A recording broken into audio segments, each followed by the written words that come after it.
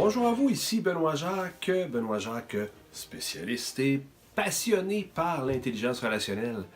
Plaisir de vous rencontrer. Je suis coach, formateur et conférencier, coach certifié. Et c'est un plaisir de vous retrouver, j'espère, dans une super forme pour ce clin d'œil relationnel. Aujourd'hui, un sujet hot. Very hot, parce qu'on m'en parle souvent. Je vis les mêmes difficultés. J'affronte les mêmes défis par rapport à comment dire non quand il faut dire non. Donc aujourd'hui, comment dire non quand il faut dire non.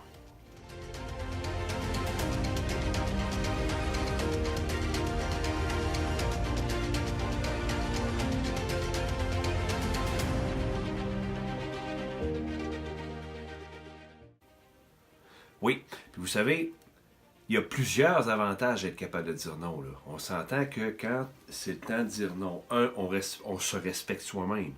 On respecte notre temps, nos priorités. On montre la limite aux autres, que ce soit notre patron, peu importe. On gagne en confiance, on gagne en estime de soi. Tout ça, c'est vrai. Et quand on n'est pas capable de dire non, c'est l'inverse. Puis ce qui se passe dans la vraie vie, c'est quoi? Dans la réalité. On se fait demander des choses. On ne veut pas déplaire, on a peur du rejet, on se sent mal, on se dit Caroline, est-ce que je vais déplaire? Est-ce que je vais faire partie de la gang? Est-ce que je passe pour quelqu'un d'ingrat? Hein? Quand vient le temps de dire non, c'est pas facile dans la vraie vie. Là.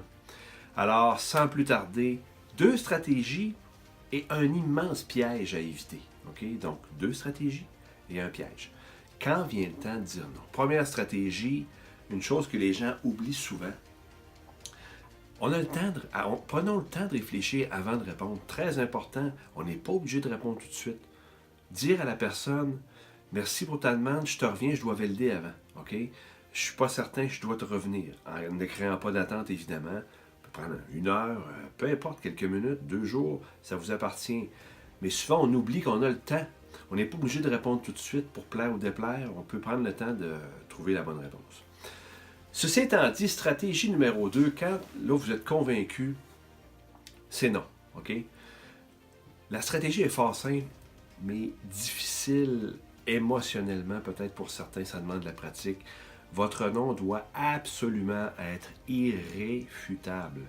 Irréfutable qui veut dire c'est non, point. Il n'y a pas de porte de sortie. Vous avez pris la décision que c'était non. Vous n'avez pas à vous justifier. Cependant, vous avez à l'expliquer souvent, évidemment, à la personne. On vit en société quand même. Donc, l'idée, c'est pas de se justifier puis de voir se fondre en excuses. Surtout pas. C'est non.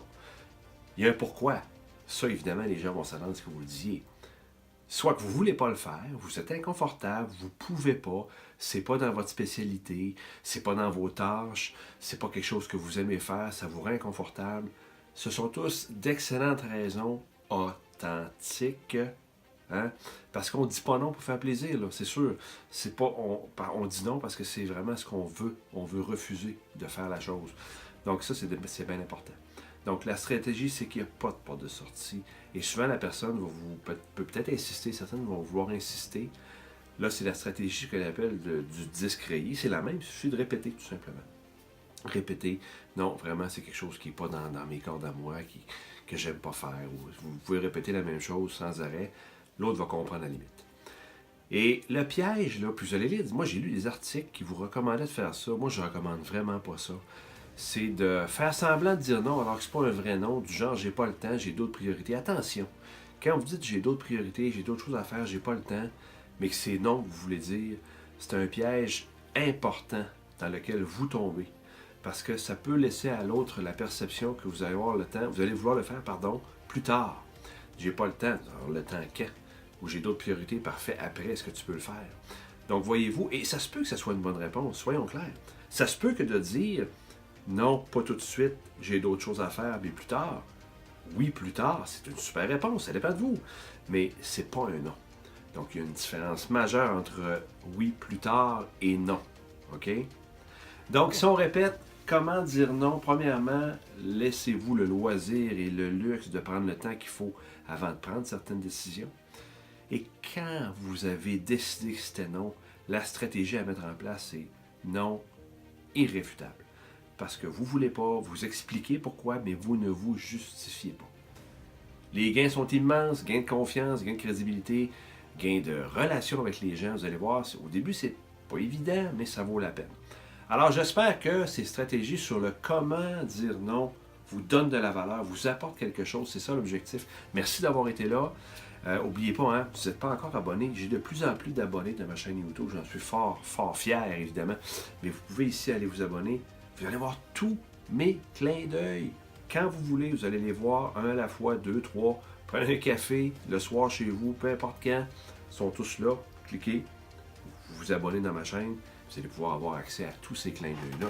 Merci à vous et il ne me reste qu'à vous dire Carpe diem. Ciao.